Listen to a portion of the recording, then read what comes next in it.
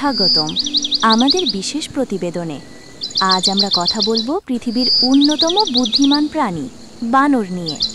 বানর কেবল একটি প্রাণী নয়, বরং মানুষের বিবর্তনের ইতিহাসের সঙ্গে জড়িয়ে আছে এই প্রজাতি।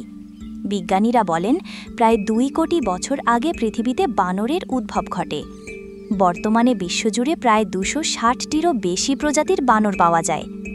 বানর সাধারণত 2 ভাগে বিভক্ত: পুরনো বিশ্বের বানর বা ওল্ড ওয়ার্ল্ড মাঙ্কিস, যাদের পাওয়া যায় আফ্রিকা ও এশিয়ায়, এবং নতুন বিশ্বের বানর বা নিউ ওয়ার্ল্ড মাঙ্কিস, যাদের দেখা মেলে দক্ষিণ আমেরিকায়।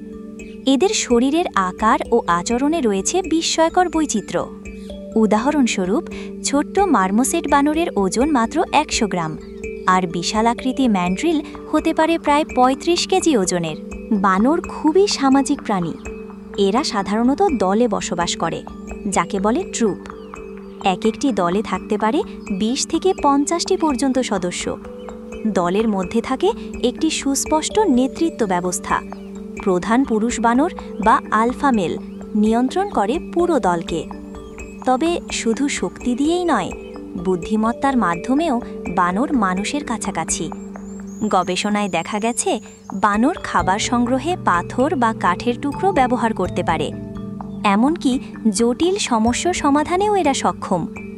অনেক সময় তাদের আচরণ আমাদেরকেও অবাক করে দেয়। কিন্তু দুঃখজনক বিষয় হল, দিন দিন বনভূমি ধ্বংস ও মানব কার্যকলাপের কারণে অনেক বানর প্রজাতি এখন বিলুপ্তির পথে।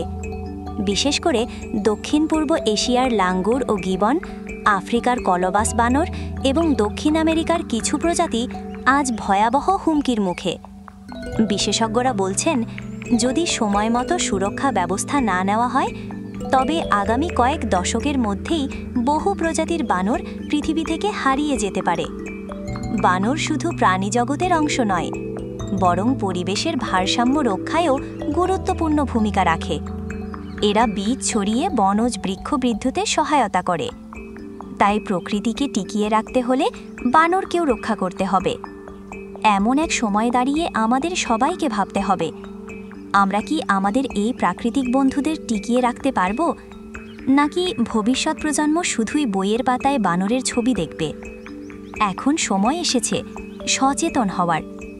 প্রকৃতি বাঁচাতে হলে প্রাণীকেও বাঁচাতে হবে।